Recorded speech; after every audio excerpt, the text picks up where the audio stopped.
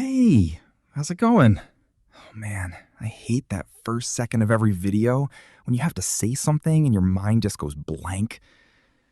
Okay, let's gather our thoughts. Today, I've got a whole bunch of Reddit stories. And honestly, some of them are so wild, I still can't believe real people wrote them about their real, actual lives. So get comfortable. We're going to judge strangers from the internet together. This is probably the safest kind of trial there is. Nobody gets hurt, except maybe our faith in humanity. Let's start with something that sounds funny at first and then slowly turns into a small personal catastrophe that quietly grew for years until it became unbearable. I made up an allergy years ago, and now it's gone way too far. Here's how it all started. Years ago, a guy went on a date with a girl who was literally obsessed with peanut butter. Not just liked it, but obsessed. She kept urging him to try her peanut butter smoothie, and when he politely declined once, she asked again and again and again. Instead of just firmly saying, "No thanks, I just don't want any," he panicked at some point and blurted out the first dumb thing that came to mind. "I can't, I'm allergic." A massive, catastrophic mistake, which of course he had no idea about at the time. The girl immediately switched into genuine concern mode, bombarding him with questions, asking for details, truly worried about him. And in that moment, he just thought, whatever, we probably won't see each other again anyway. Classic logic from someone living entirely in the present moment and not thinking about tomorrow at all. But what happened was something he definitely hadn't planned for. The date turned into something more, and she introduced him to her friend group. And here's the problem. They all already knew about this allergy because she'd apparently told everyone how caring she was for noticing such an important detail. Correcting the situation at that point felt unbearably awkward. How do you even approach a bunch of new acquaintances and say, "By the way, remember that allergy? I just lied so I wouldn't have to drink the smoothie." So he stayed quiet and quiet and quiet. Fast forward 6 years. 6 years. He's still friends with these same people. And over that time, the allergy has become an unshakable fact of their friendship, almost part of his identity in everyone's eyes. They warn restaurants ahead of time. They carefully read the ingredients on every label. Once, someone brought a peanut butter cake to a party, and his friend, without hesitating for a single second, just threw the entire cake in the trash, purely for the guy's safety. The guy who could have actually eaten the whole thing and asked for seconds. And the worst part, and this seems to be the whole tragedy of the situation, he loves peanut butter. Loves it. He eats it secretly, like some kind of underground drug. He even has an entire secret stash at work that he visits from time to time. Once his best friend said to him with genuine sympathy, "Man, it must be so sad, never knowing in your whole life what a Reese's tastes like." And he just nodded sadly in response, perfectly playing the role of a man deprived of life's simple pleasures. And now here's the most interesting and, for him, most terrifying part.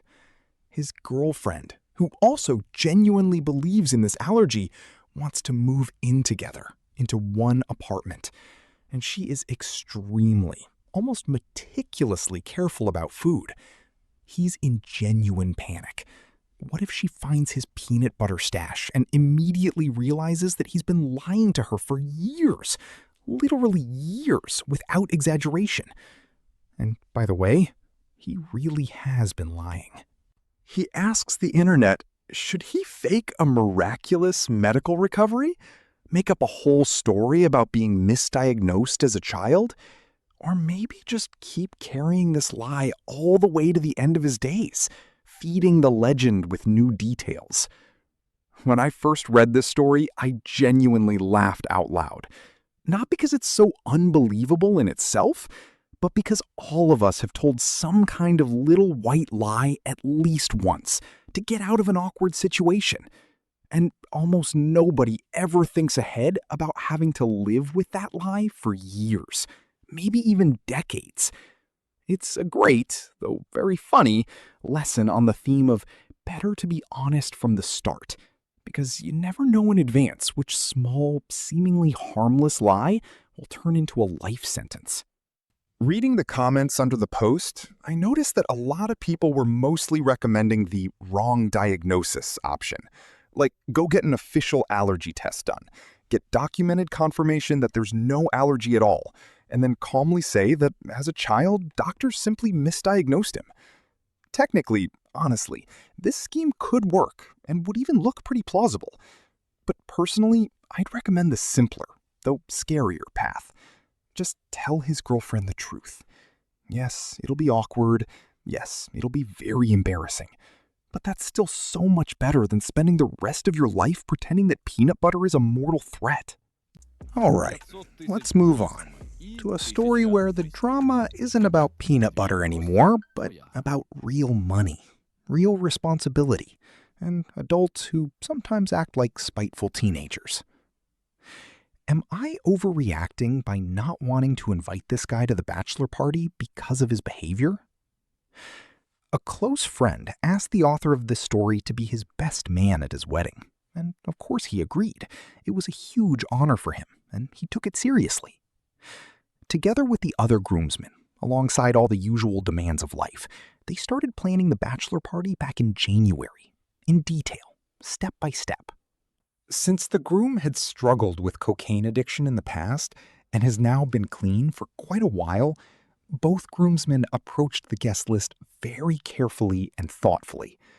They deliberately excluded several old friends who still actively use, so as not to create unnecessary temptation or put the groom at risk.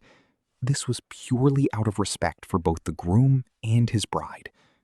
However, they still decided to invite one old friend. Let's call him Tom. Even though, unlike the others who were cut from the list, he still uses. They clearly told him, in plain terms, the rules. Absolutely zero tolerance for drugs at the party. No exceptions. Tom seemed to fully and genuinely agree to these terms. By March, a complete plan for the weekend was ready. Golf, go-karting, bowling, and in the evening, a party bus. One of the friends generously took on paying for a luxury suite, around $1,500. Another just as generously covered the cost of renting the party bus, another roughly $1,500. And the remaining 10 guys in the group, not counting the groom himself and the two who'd already covered the big separate expenses, were each supposed to chip in about $300 to cover all the activities, drinks, food, and a shared wedding gift, with any leftover amount to be refunded at the end. The author handled the entire financial side with complete transparency. He even set up an anonymous spreadsheet to track contributions, so everyone could see the overall picture without anyone's individual amounts being revealed to each other. Absolutely everyone was aware of the arrangements and agreed to them. One guy admitted he couldn't afford the full contribution this time, and another friend simply and calmly paid for him. No questions asked, no drama.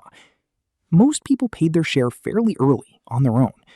Only a couple of participants needed a reminder, and they responded immediately, apologized, and quickly transferred the money.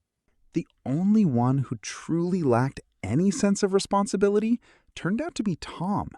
And that's especially strange because he was one of the first to verbally agree to the whole plan right at the start. But when the author sent him a payment reminder 2 weeks ago, Tom replied surprisingly rudely and carelessly, "I'll send the money, relax."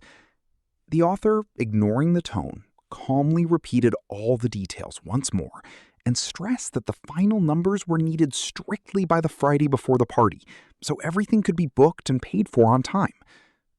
That same Friday arrived. Still no payment from Tom.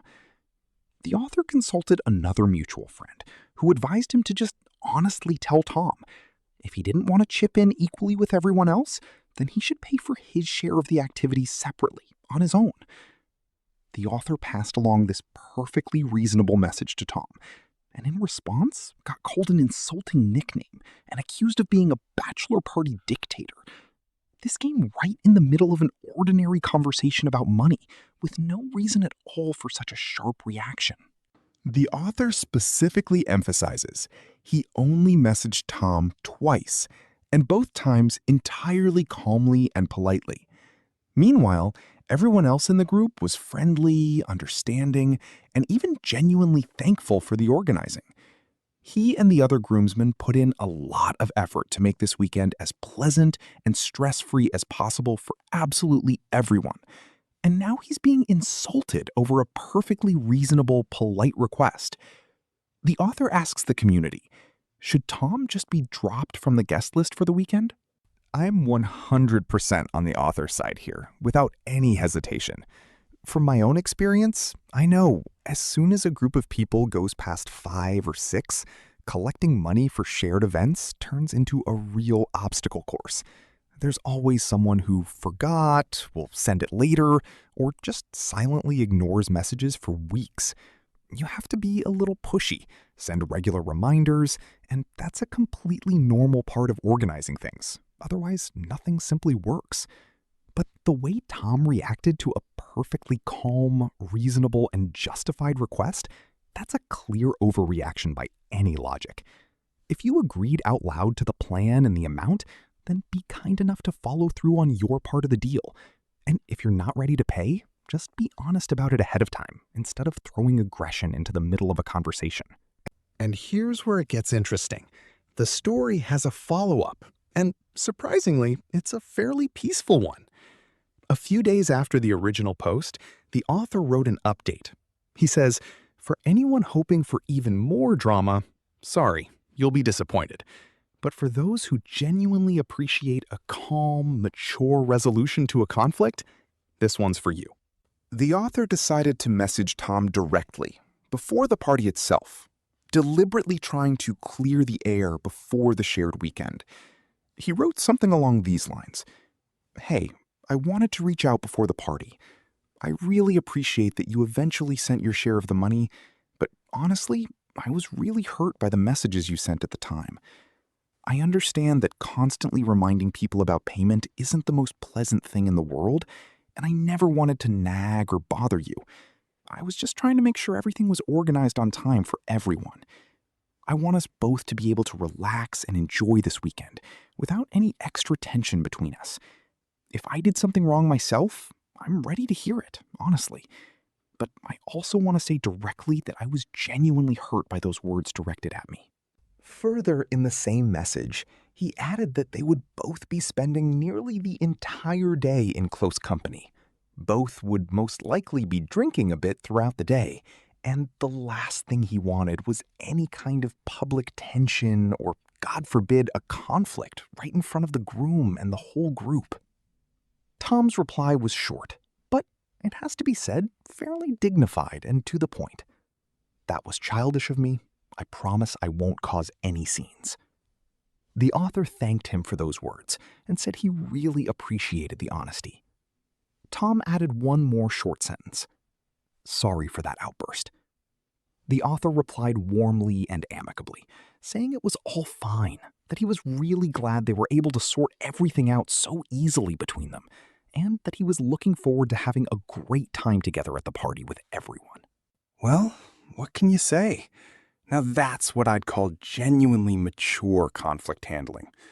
Yes, Tom initially behaved really badly, not at all how he was expected to after all the agreements. But in the end, both of them were able to sit down, talk like adults, without any new argument or public embarrassment right before their mutual friend's wedding. That's exactly the kind of maturity that's often so lacking in adult everyday life. Admitting your own fault and simply moving forward together. All right, next story. A completely different topic about money, family, and how you don't always have to share absolutely everything you've worked hard to earn. I've been hiding tens of thousands of dollars from my own parents for years. The author of this story is only 20 years old. At the start of high school, like a lot of teenagers his age, he was basically broke. To gain a bit more financial freedom and independence, He started building a career as a 3D artist entirely on his own, from scratch, step by step. And even though he was earning only a few $100s every couple of weeks at best, his mom and stepdad kept persistently pressuring him to make regular contributions toward groceries and the monthly mortgage. He specifically notes an important nuance. The family isn't poor by any means. They're solidly middle class, living comfortably. His parents simply wanted a bit more financial freedom for themselves, so they could regularly take lavish vacations without limits. He also has several younger siblings, whom the parents treat the same way. Not badly enough to officially call it neglect, but definitely not an example of caring, thoughtful parenting either, given that none of the kids in the family could focus calmly on their studies, all of them working part-time jobs the whole time just to support themselves somehow. The creative industry, he stresses, is extremely tough, unpredictable, and unforgiving. He's poured blood, sweat, and tears into his work to reach the level he's at now, at 20 years old, and he firmly refuses to let his parents pressure him into funding their own lavish trips he himself never even takes part in. Only 2 people in the entire world know about his real, actual income: himself and his girlfriend. He's been quietly, step by step, saving up tens of thousands of dollars, and no one around him even suspects the real scale of these savings. Someday, he tells himself, his parents will find out how much money he actually has. But for now, he's just planning to quietly wait out this stage of life, keeping his financial participation in family expenses to an absolute minimum. And when the truth eventually comes out on its own, he'll simply pack up, move out, and close this chapter of his life for good. And here he adds an important clarification, as if anticipating possible criticism. He does, of course, fully cover his own personal expenses, and also actively supports his younger siblings financially, simply because he doesn't want them to carry the same heavy burden that once fell on him at their age. But he flatly refuses to pay toward the shared family bills, because in his sincere opinion, his parents simply don't deserve it.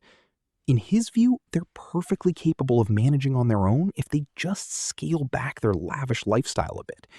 And by helping them more than necessary, he believes he'd only be further enabling their already irresponsible financial behavior. Take the bag and run, King, honestly. No, wait, don't go anywhere. I'm joking. I don't actually talk like that in real life. I just couldn't resist making the joke. Seriously, though, my first genuine reaction to this story, he really has no moral obligation to give money to his parents or to help pay their mortgage. From everything he's described, the family clearly isn't in any financial distress, and this is simply his own money, earned through his own hard work, and he has every right to decide how to use it however he sees fit. He's already 20 years old, a fully capable adult who can make his own financial decisions. If that decision is to not give money to his parents, but instead support his younger siblings and save for his own future, that's a perfectly normal, well-considered, and even responsible choice. Sure, of course, it's nice when an adult child can genuinely help their family financially, but there's objectively no obligation here at all. And now, a brief but important warning before the next story. It's much heavier and quite unpleasant in nature. If the topic of domestic abuse, stalking, or controlling, obsessive behavior is personally painful for you, feel free to skip ahead. I won't be offended in the slightest. This is the kind of story that sounds so wild, you almost want to check whether it could even be true. But unfortunately, it is real. And these are things worth talking about out loud, not staying silent about. My boyfriend just admitted he planned our random meeting in advance. The author of this post writes, she has absolutely no idea what to do with what her own boyfriend just told her. She wants to think it's somehow sweet that he cared about her that much. But in reality, it doesn't feel sweet at all. It feels genuinely creepy. and she feels deeply deceived. It all started on the evening they were celebrating her successful first day of clinical practice, and her boyfriend had had a bit too much to drink. At some point, he casually, almost offhandedly, dropped a comment along the lines of, "Can you imagine? We wouldn't even be this happy together now if I hadn't been watching you for so long." At first, she didn't even understand what he meant. It turned out that she'd worked at a local library for 2 full years before they officially met in college, and according to him, he saw her there regularly. But he never once approached her or spoke to her directly. He just watched, silently. He listened to how she talked to visitors and coworkers, paying close enough attention to figure out exactly what she liked, what her habits and tastes were. Then he started following her, and at some point found the very coffee shop she regularly visited after work. The whole time, she genuinely believed they had a very sweet, almost cinematic meet story. He supposedly ran into her completely by accident on the street, politely apologized for the bump, and immediately offered to buy her a coffee, just as a small gesture of goodwill. He named his order, and it turned out to be exactly the same thing she always ordered herself. And she genuinely thought at the time, wow, what an incredible, almost fairy tale coincidence. She even half-jokingly said back then that it must be fate, and they spent almost a whole hour talking easily and comfortably in that coffee shop. Now she just feels naive and foolish. It turns out this entire chance meeting mirrored, down to the smallest detail, a scene from a book she'd once read, and had told a coworker directly that she found that scene very sweet and romantic. She's now simultaneously disappointed, furious, and feeling truly betrayed. She flatly asks, "Why did you even do this? And how much truth was there at all in our 1.5-year relationship?" Because honestly, all of this together sounds less like romance and more like outright stalking. In edits added to her post, she clarifies a few important details. She doesn't think he watched her the entire time she worked there, more likely just the last roughly 6 months before they officially met. He is, by her account, somewhat socially awkward in general, but has a completely normal, steady group of friends he plays tabletop role-playing games with once a week. He's 25, she's 22, so at least the age gap isn't an issue here. She says she never previously found it odd or suspicious that he occasionally looked through her phone, because she isn't against anyone close to her looking at her phone. She has literally nothing to hide. And before all this, throughout their entire relationship, she never once felt unsafe around him. But here, she adds one extremely important detail. He has real anger management issues and has gotten into actual physical fights with other people several times in the past. So, she says, she'll now definitely be watching closely for any warning signs she might have carelessly missed before. Mostly, she says, she's just deeply upset right now that the entire foundation of their relationship seems to be built on a lie, even if that lie seems relatively minor at first glance. She adds that at the very start of getting to know him, he seemed to genuinely share the same interests as her, and for a while even consistently supported that shared interest, but has lately completely stopped caring about it. And now she's anxiously wondering, could he have been lying about that too? She writes that she'll definitely talk to him about all of this the moment she gets home. She's driving right now, finishing this post right before leaving. She thanks all the readers for their advice and support. The number of red flags here is honestly off the charts.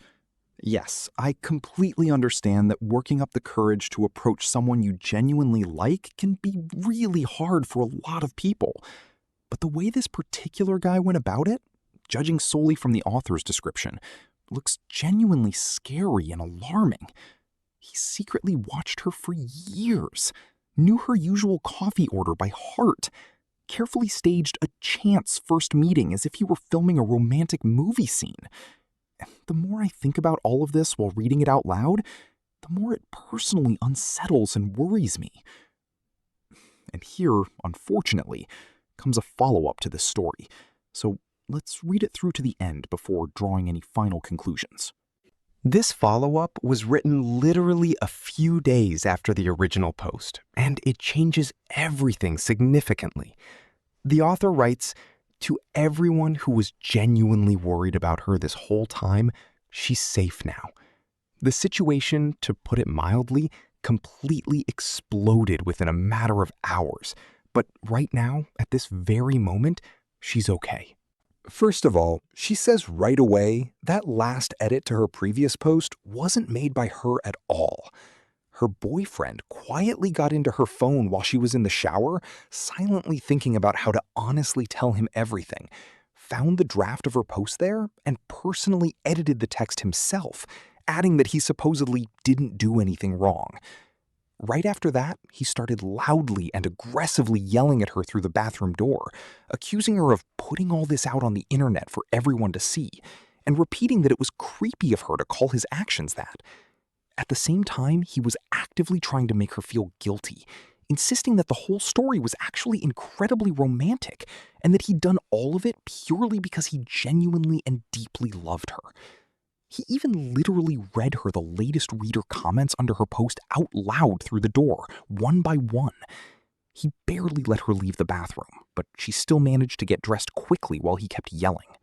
The most terrifying moment of the whole thing was when he suddenly started calmly listing out loud what he could have done to her, if he'd wanted to. She deliberately doesn't give any specific details in the post, saying it's too disturbing and most likely against the platform's posting rules anyway. According to her, he added that he hadn't done any of those things only because, in his own words, he's just a good guy by nature. But the manner in which he described all of it, so calmly and in such detail, made her genuinely feel that he had seriously considered doing something like that to her, not just venting in anger. A few more important details also came to light. She'd previously thought he'd only watched her for a few months before they met. In reality, as it turned out now, it had gone on much longer, over a full year, and it had long since turned into actual, literal stalking.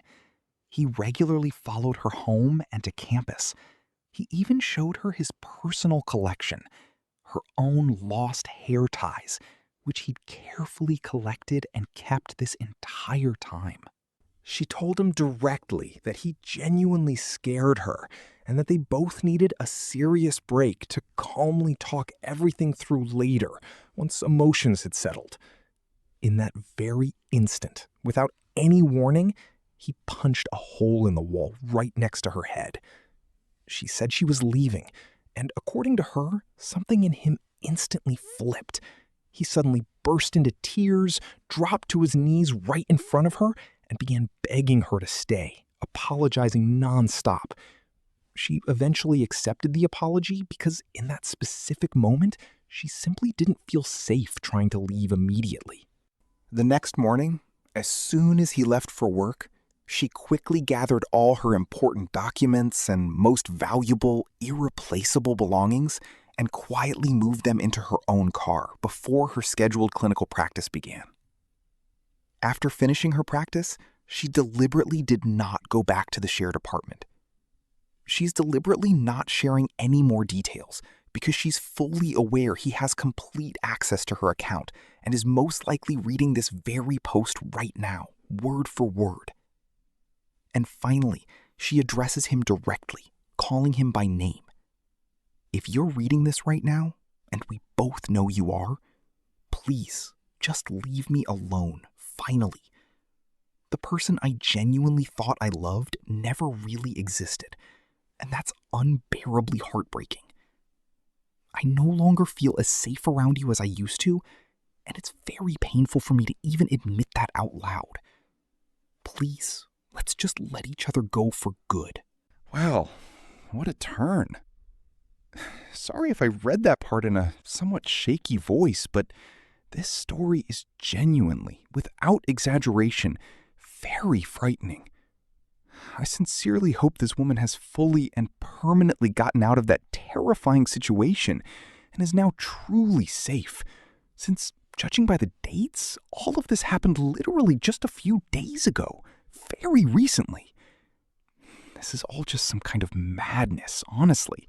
It's hard to even imagine that someone you genuinely considered your loving partner in what seemed like a happy relationship was, this whole time, actually someone completely different underneath that mask. I am, of course, not a psychologist at all and have no moral authority to give any professional advice on this topic. But I'll say one thing, and it's important. If you personally or anyone you know ever finds yourself in a similar situation, there's a link in the description below this video to a hotline and a specialized resource where you can get real, qualified help. All right, after such a heavy and emotionally draining story, all of us, myself included, need a short break. Something warm and simple to remind us all that the world is still full of genuinely good people. It's only 36 cents. Truly a small thing.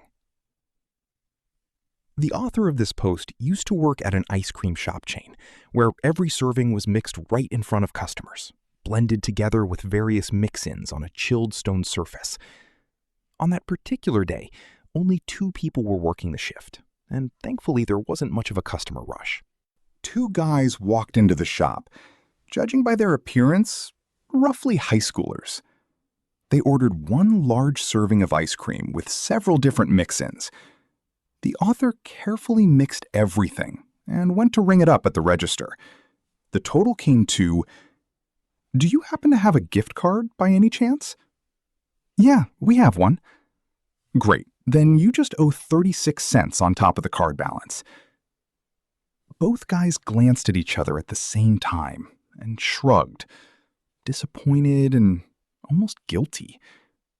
"Oh, sorry, we don't have any cash on us at all." "Never mind, forget it." To which the seller simply replied, almost without thinking twice, "It's fine, it's only 36 cents, and calmly pulled 36 cents straight from the tip jar, putting it into the register in place of the boy's payment. No fuss at all, no long persuading. The guys sincerely thanked him and went on their way. It would seem the little story should have ended there. It felt nice to do something good just because, the author thought to himself at the time. But just a few hours later, one of those same guys suddenly came back into the shop. The author noticed him walk in and immediately went up to greet him at the register. "Oh, hey, you're back. Can I help you with anything this time?" And before the author even managed to finish the sentence, without even once looking directly at him or saying a single word in reply, the guy simply tossed a $20 bill straight into the tip jar and instantly turned around and walked out without looking back. The author just stood there in shock for a few seconds, watching him go until he was completely out the door. That's a genuinely cool, touching story. It's always nice to witness firsthand when people in the service industry are genuinely thanked like that, through an action, not empty words. You know yourselves how often service workers go completely unnoticed or even openly disrespected. So seeing the opposite happen always warms the heart. When you sincerely put good into the world, it often comes back to you. Sometimes literally, in the form of a $20 bill in a tip jar. All right, next story. This one is purely about petty, everyday workplace friction with a coworker, and it genuinely made me laugh while reading it. I started putting the trash my coworker scatters around herself straight into her lunch container. The author of this story works the night shift, mostly outdoors. The job, in his own words, is easy and pretty relaxed. You can even comfortably watch a bunch of videos right during the shift. But, of course, nothing is ever perfect, and the entire reason for that here is a coworker named Mary. Mary looks to be about 74 from the outside, though she's actually only 54. She, according to the author, has never particularly cared about her own health and smokes several full packs of cigarettes a day. Since the worksite constantly deals with diesel fuel, smoking directly during a shift is strictly forbidden. So instead, Mary chews several packs of nicotine gum at once, and does so, according to the author's description, extremely loudly and quite annoyingly for everyone around her. When she throws away used gum wrappers, she misses the nearest trash can roughly 90% of the time, mostly simply because she never once accounts for wind direction. And if there's no trash can within reach at all, she just tosses the wrapper on the ground at her feet without any hesitation. On top of that, she constantly grabs new water bottles throughout the shift, takes just a few sips, and then completely forgets about them, grabbing a new one about 30 minutes later. The author says he usually finds around 12 to 16 such bottles scattered around their shared work area per shift, most of them half empty. Mary, according to the author's overall description, is lazy, rude in her communication, and actively, almost professionally, uses her elderly appearance to systematically win sympathy from the boss, so she typically doesn't come back from her first break until lunchtime. In short, the author, to put it mildly, dislikes her. So, starting in March, he decided to take a different approach. He began carefully collecting all the gum wrappers she scattered during the shift, then going to the shared fridge and neatly placing those wrappers right into her personal lunch container. The water bottles didn't physically fit inside, so he simply surrounded the container in a tight ring with them, on the outside. The first few times, judging by his account, she was simply genuinely baffled. She'd open her container and find 3 or 4 wrappers sitting right on top of her plastic lunchbox, then, unfazed, dump them all onto the floor, right by the fridge. And the author, just as unfazed, would collect them again and put them back into the container once more. The reason he decided to share all this now is that she seems to have figured out whose doing it is, and has started keeping her lunch container not in the shared fridge, but right in her own car. The whole thing was written so hilariously that I genuinely laughed out loud while reading it.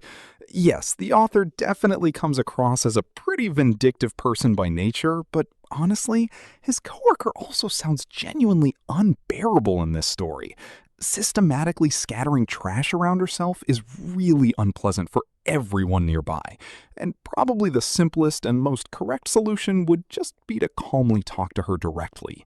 But personally, I'm always a little for some petty revenge. And not gonna lie, surrounding someone's personal lunch container with a dozen used water bottles is pretty funny in itself. Sometimes you just run into coworkers you physically cannot coexist peacefully with in a shared space, and I fully sympathize with the author, who has to put up with this kind of disrespect toward their shared work area every single day. The next story is much more delicate and touches on a very sensitive question of personal boundaries within marriage. I think my wife eavesdropped on my call with my therapist, and now she's genuinely offended by what she heard. The author writes, every Friday evening, he has a scheduled video session with his personal therapist. His wife usually works from home at the same time. Last Friday, they had a serious argument. Things haven't exactly been going smoothly between them lately. There's clear tension. Right after his latest call with the therapist ended, his wife burst into the room, accusing him of lying and passionately saying she would never in her life talk about him the way he had just talked about her to his therapist. After that, they completely went their separate ways around the apartment for the rest of the weekend, but eventually did make up. Over that same weekend, the author even separately soundproofed his own office to make sure something like that could never happen again in the future. Today, right after another ordinary call, his wife was again visibly and noticeably upset. He immediately asked what was wrong this time, and she said that just the thought of him talking to his therapist at that moment had involuntarily stirred up all those same heavy feelings from last week again, although this time she insists she physically hadn't heard anything through the door at all. He calmly reminded her that it was she who, at the time, had eavesdropped on his private conversation with his therapist, and that she really shouldn't have heard it in principle. She replied that she simply couldn't help what she'd heard back then, although, as the author separately notes, she could have easily just texted him something like, "I can hear you right now through the door," in that moment, instead of silently continuing to listen. She claims she'd never physically been able to hear his voice through the closed office door before, but this week, for some reason, suddenly she could. The author directly asks the community, is he wrong to blame her for this situation and to say straight out that she is, in a certain sense, at fault for hearing what she heard through the door that time? In his sincere opinion, he was simply openly talking to his personal therapist at that moment and had no obligation to control absolutely every word he said, and frankly, shouldn't have had to in principle, since it's a private medical consultation. His wife, in his view, had a completely real opportunity to let him know in that moment that she could accidentally hear him through the door, but she deliberately chose not to. She even briefly stepped outside during that very same call, but clearly not before she'd already heard enough to later genuinely take offense at what she'd heard. So, starting in March, he decided to take a different approach.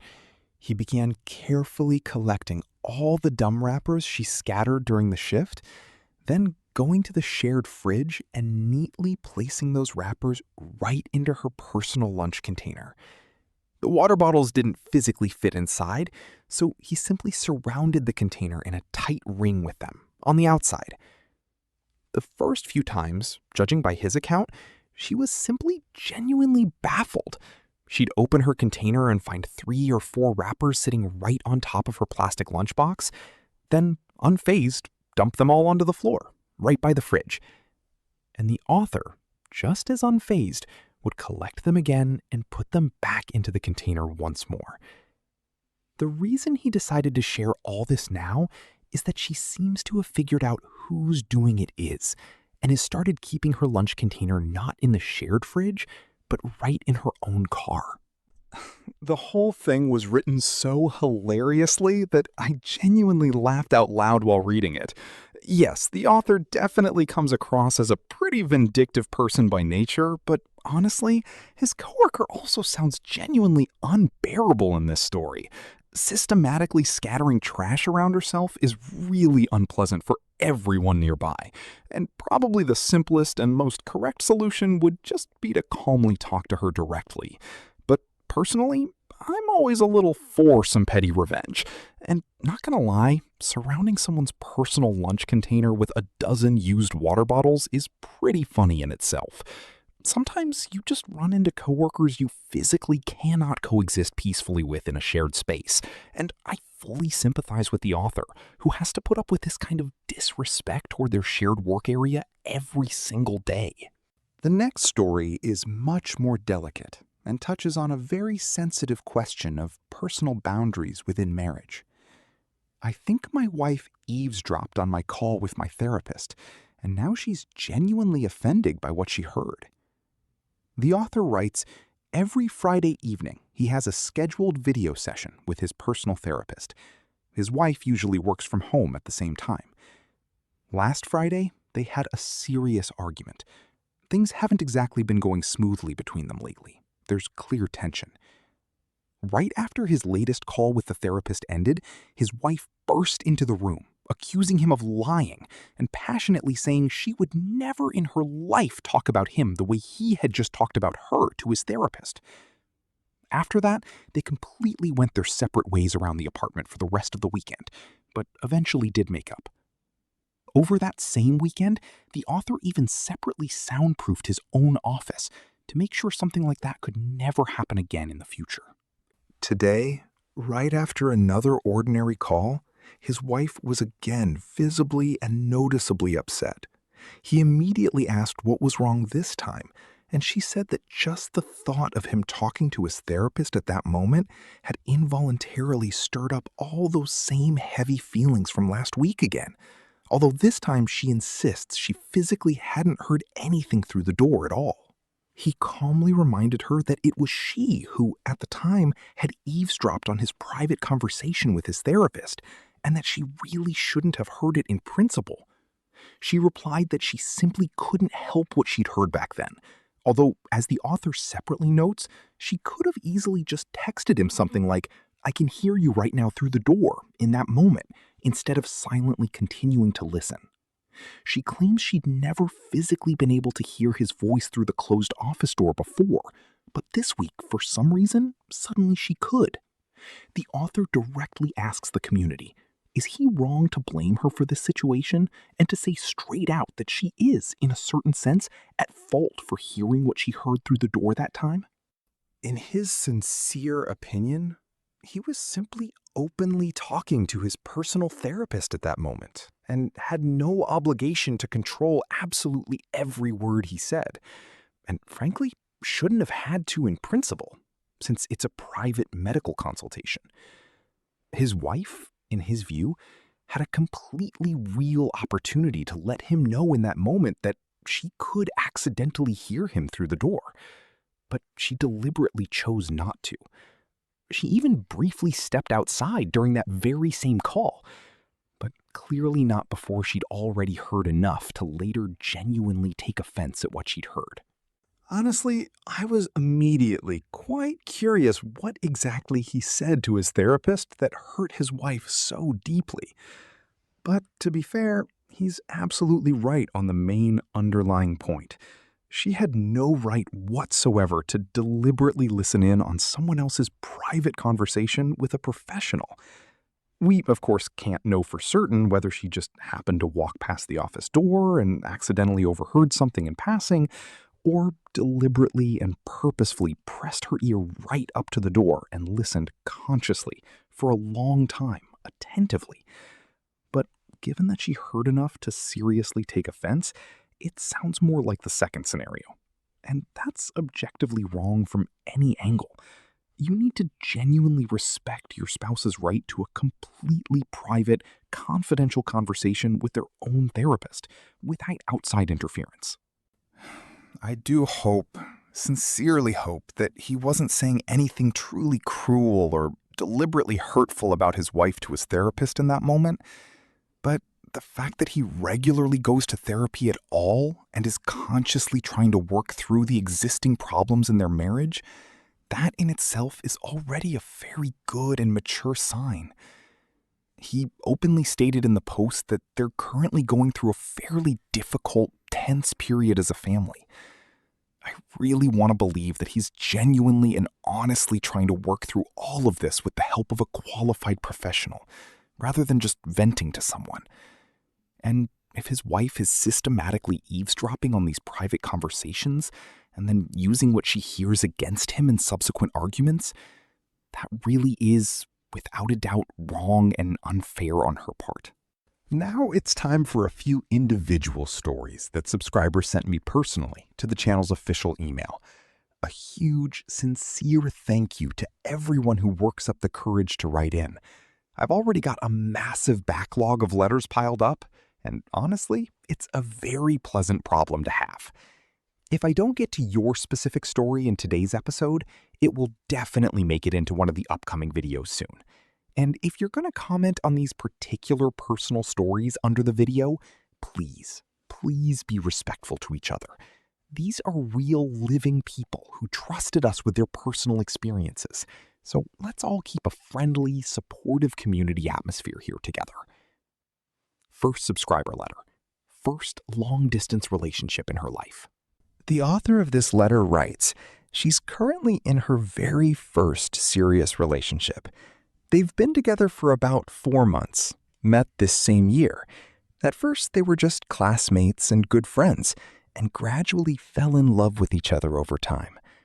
All of this is still very new and special for both of them. They're both still a little shy around each other in person, and together, step by step, they're figuring out how their relationship should work. But in just a few months, she's leaving for an entire year abroad as an exchange student. While she's away, her boyfriend will be finishing his final year of high school. Then she'll come back home and finish her own final year while he heads off to university in a completely different city. And right after that, she'll most likely go abroad again for further studies, this time at the university level. So, as she openly notes herself, the distance between them could quite realistically last for years to come, possibly the entire duration of both their university years. They've already discussed the whole situation together in advance and firmly decided to try not to break up despite the distance. They're planning to meet regularly in the summers, when they'll both have breaks. But she honestly admits she's still scared. She deeply and genuinely loves him and really wants to stay with him, but keeps worrying. What if they gradually grow apart? Will something this new really survive long years of forced distance? What if they both change too much over time, or their life paths simply never truly cross again the way they do now? On top of that, she adds separately, relationships in general within her cultural environment are something fairly taboo and not talked about publicly. Her own parents and even her closest friends still know nothing about her boyfriend's existence. This makes the whole situation significantly harder because there's literally no one to genuinely talk to about it in person. She sincerely and directly asks for advice from an outside, uninvolved person. Please remember, I'm just some person on the internet, so please take my words with a healthy dose of skepticism. But I'll say this, you're both still very, very young. You're both right at the edge of finishing school and starting independent student life. Young love at that age always inevitably feels like something all-encompassing, final, and downright fated. You both still have a lot of time ahead of you to calmly figure out whether this is really the relationship you both want to stay in forever or not. And that's a completely normal, healthy process. I personally have a bit of my own experience with long-distance relationships, so I'll say this as honestly as I can. It really is very, very hard emotionally. But if this really is the person, the one you genuinely want to be with no matter what, then you'll definitely find a way to make it work in the end. Both partners absolutely have to put in completely equal effort from both sides. And this constant work on the relationship is genuinely hard, emotionally exhausting, but it's absolutely worth it when the relationship ultimately survives a serious test like this of time and distance. Sometimes long-distance relationships can feel deeply lonely from the inside, but you two just need to find, together, the specific communication system that will actually work for your particular pair. Whether that's regular in-person visits every few weeks or months, daily video calls, or constant messaging throughout the day. Regardless of the specific format, you'll both have to find on your own the natural communication rhythm that genuinely works for the two of you. The most important component in this entire situation will absolutely be honest, open communication between you. And if, after a few months of actual distance, you suddenly feel that he's clearly stopped putting in enough effort on his end, and the whole atmosphere of the relationship no longer feels like a real living relationship anymore, you'll definitely need to have an honest, direct conversation with him about it, without delay. But sincerely and warmly, congratulations on your first relationship in life. That's genuinely something very special for anyone. And by the way, separately, sincere congratulations on the fact that you're going abroad to study. That is also an incredible, life-changing event in your own life, one that has nothing to do with your boyfriend at all. You'll definitely figure everything out on your own. Everything is going to be okay for you, believe me. Second subscriber letter. Whatever I do, it's somehow never enough. The author of this letter is 19 years old and lives in the American South. His school years, by his own admission, were far from the best, but he kept consciously trying the whole time just to hold on and not give up. He writes that things at home are actually really good. 2 genuinely loving parents and a warm, trusting relationship with his sister. He also has a small, steady group of friends, about 6 people total. He gets straight to the heart of the problem right away. He's the shortest in height in his entire friend group, standing at only about 5'6", and he's constantly, systematically mocked and teased for it. During that period of his life, he also had noticeable extra weight, wore glasses, and even in intense heat, constantly wore thick jackets, purely to somehow hide his figure from other people's eyes.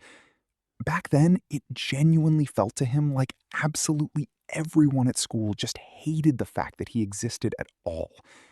He repeatedly and consciously tried to be sociable, actively striking up conversations with peers, especially with girls. But in response, he consistently got that same characteristic look. Ugh, is this guy seriously talking to me right now? That was genuinely very painful to go through, he says, despite having both friends and a caring close family around him at the same time. Around that same difficult period, he met a girl online, and he says he fully understands how naive this sounds, given that they never once met in person, face to face, the entire time, but he genuinely and deeply fell in love with her. Things were truly wonderful between them for the entire time they talked, and they were officially together for the whole second half of 10th grade and all the way through 11th grade. That girl, he admits, was the main reason he started smiling more sincerely back then and became noticeably more confident. When she eventually left him, it felt like she'd taken his entire personal happiness along with her, completely. That same difficult summer, he gained even more excess weight and fell into genuine deep depression. But around August, he suddenly told himself firmly that he was done being a coward and feeling sorry for himself, and he started working out at the gym every single day, without exception. Almost a full year has passed since then, and in that time, he's managed to officially lose over 48 pounds, from a peak of 214 pounds down to his current 141. He's genuinely proud of himself for this achievement and says he's become noticeably more open and talkative in conversation. But his actual height, of course, as expected, stayed exactly the same, with no changes at all. And it constantly feels to him like no matter how many reps he does at the gym, no matter how much heavy weight he lifts week after week, people will still always underestimate him. Because, in his view, girls fundamentally just don't like short guys. He constantly tries to convince himself that he doesn't need a girlfriend at all, consciously trying to just ignore his own loneliness and natural longing for closeness with someone. But when he sees his close friends together with their girlfriends, it really hurts him deeply inside. He suppresses his own emotions every single time so that he can genuinely be happy for his friends around them. But sometimes the built-up internal tension becomes simply unbearable, and he feels genuine anger inside himself. He tried again to openly put himself out there with a few girls and got consistently rejected and ignored again, including by girls he'd known for a long time. It felt to him like he'd finally become a much more open person, and the whole result was wiped out again in a matter of seconds. He keeps trying to convince himself to focus exclusively on the things in life that are actually within his control. But he still can't fully shake one nagging thought. If only he were taller, everything in his life would have turned out completely differently. He writes that lately, he's almost completely stopped genuinely smiling and consciously pushes people away the moment something in life doesn't go the way he wanted. His own family has already started noticeably worrying and occasionally asking directly if he's really okay, and he pushes away even his closest family in response. This is genuinely hard to go through, he admits openly at the end, and he sincerely asks readers for any advice or even just warm comments about this whole situation. Man, honestly, first off, sincere congratulations on the weight loss and on managing to keep up regular workouts for almost an entire year straight. Do you know how long it personally took me to even start working out regularly and consistently? I personally only really started last year, and even now, honestly, I'm not always consistent enough with it. So the fact that you're doing all this already at 19, that's genuinely something really impressive and worthy of respect. You're definitely going to be in great physical shape very soon, if you're not already. It's very easy to start slipping into excessive self-criticism, especially when social media algorithms constantly and relentlessly show you exactly what you personally don't have. It's very easy to start feeling envious and thinking to yourself, what if I were a bit taller, or a bit smarter, or just looked like someone completely different? But ultimately, every one of us always works with exactly what we have, and it's worth consciously focusing on what's actually within your personal control. First and foremost, your own inner mindset and how you treat yourself. Yes, of course, staying genuinely positive is really hard when everything around you feels difficult and unfair. But what draws people in life is primarily genuine inner confidence and natural positive energy, not purely physical characteristics. I understand. I'm not telling you anything new here. Judging from your letter, you already understand all this well yourself. You've already clearly shown just how disciplined and strong-willed a person you actually are. Far more disciplined than I personally was at your age. You're still very young. You have so much time ahead of you to meet someone genuinely special for yourself. Keep working hard on yourself, stay as positive as you can, and please don't push away your own family. They genuinely want to help you, and deep down, you know that yourself. And one more very important personal request to close with. Please stay as far away as possible from that toxic content online that tries to convince guys like you to hate women just because you're a bit shorter than average height. That content is genuine poison for the mind and for anyone's inner state. I think a whole lot of guys all over the world will genuinely recognize themselves in your personal story. So thank you very much for having the courage to write to us about this. Just stay consistent and patient with yourself, and good things will definitely come into your life over time. Happen because of any kind of infidelity in the classic sense. It was simply that her mom gradually, step by step, had completely fallen out of love with her dad over the years of marriage. That said, even before the previous relationship had fully ended, her mom had already developed genuine feelings for a completely different man who happened to be nearby in their lives at that time. The author specifically emphasizes she is in no way trying to publicly call her own mother a cheater in this story, and she sincerely doesn't want that fact to somehow one-sidedly influence how readers perceive the whole story. He, according to her, just happened to be nearby at the right moment and made her mom happy in a way her dad, over many years, never managed to. It's not that her dad is a bad or inadequate husband in himself. It's just that, as it turned out, he objectively wasn't the right person specifically for her mom. A whole lot of different internal conflicts started in the family after that, all at once. Being the oldest child in the family, the author was constantly, literally every day, pulled in completely different directions at once. She involuntarily and fairly early on ended up in the role of a kind of family therapist for both parents at once, while simultaneously trying to work through her own difficult feelings about her parents' divorce on her own. After a while, constantly being around her mom became objectively harmful to her own mental health, and at 17, she moved out together with her dad to live separately from her mom, completely cutting off contact with her for a certain period. She and her dad then lived a much calmer, more settled life, while her mom, meanwhile, put in genuinely a lot of sincere effort to gradually, step by step, rebuild a trusting relationship with her daughter.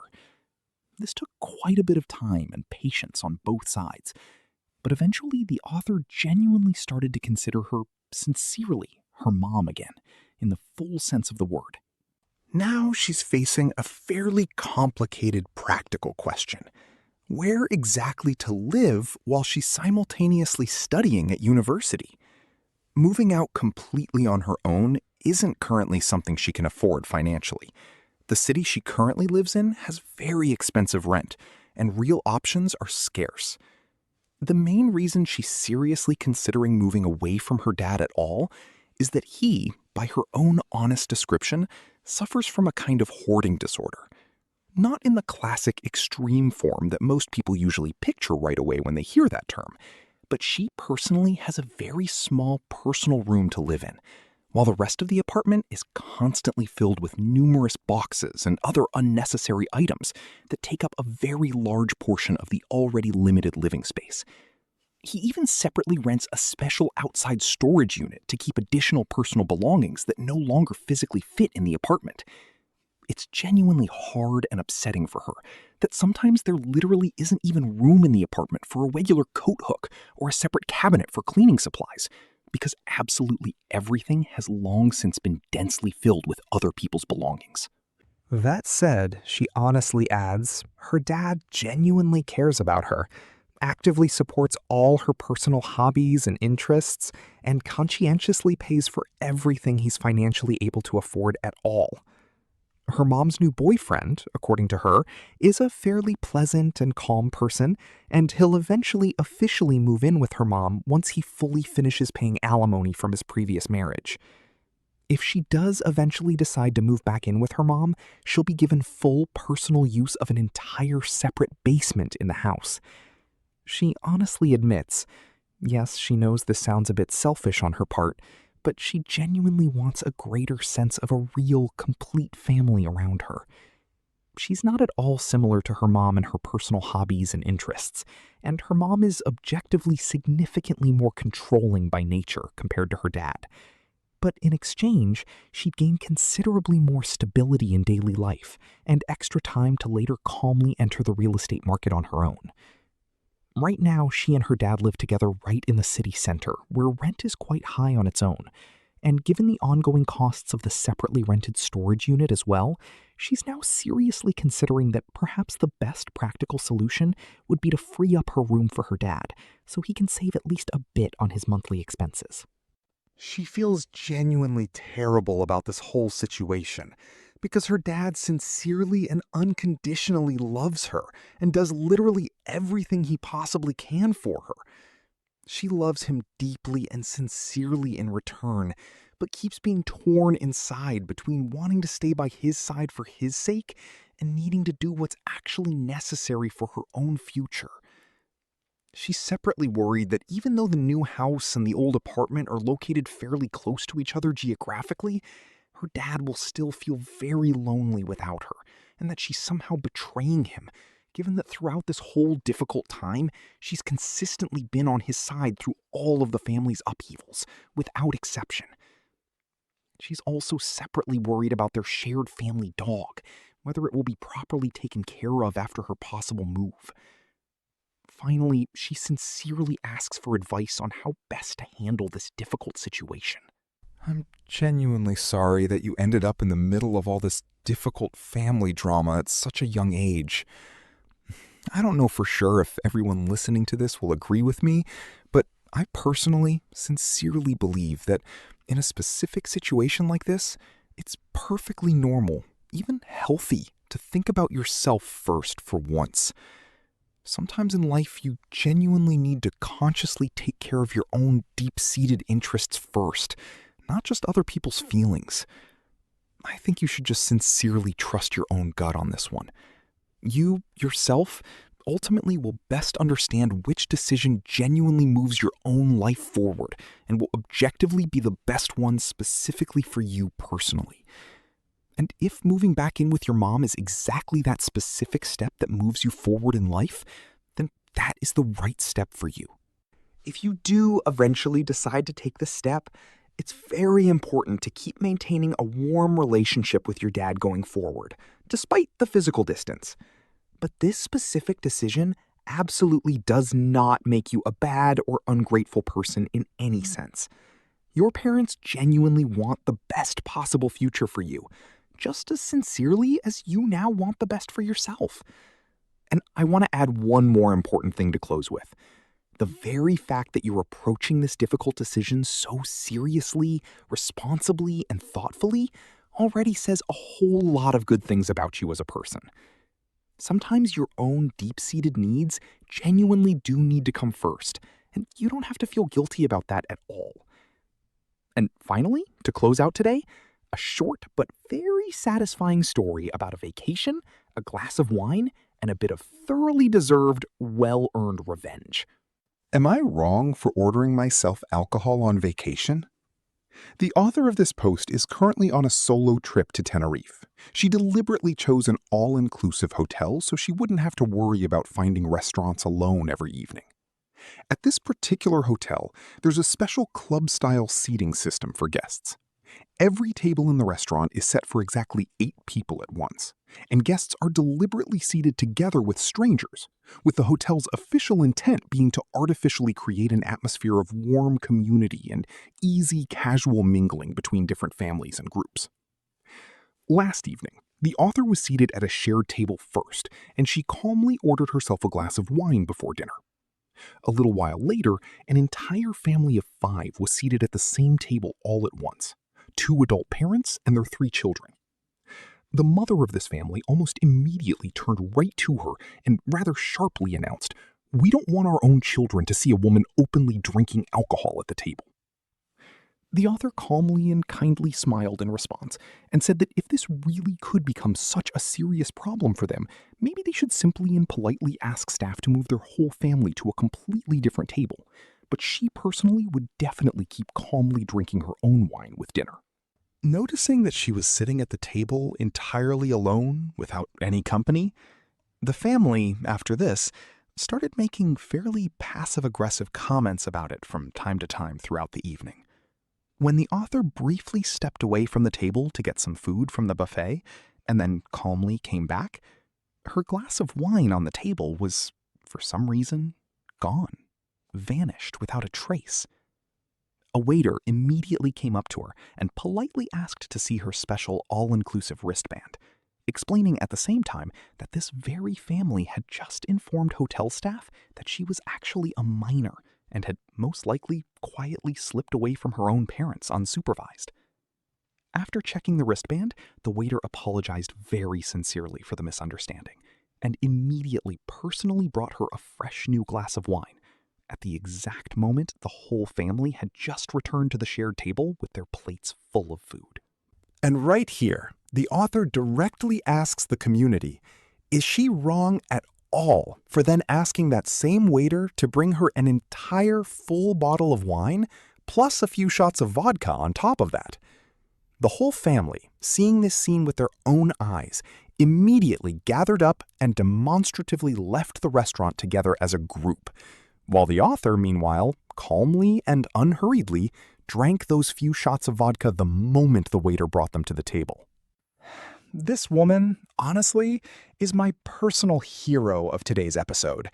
Yes, I fully understand parents' natural desire not to expose their young children to strangers openly drinking alcohol nearby, but if for whatever reason you personally don't want to sit at a shared table next to someone calmly having a glass of wine, just politely ask staff to move your own family to a different table.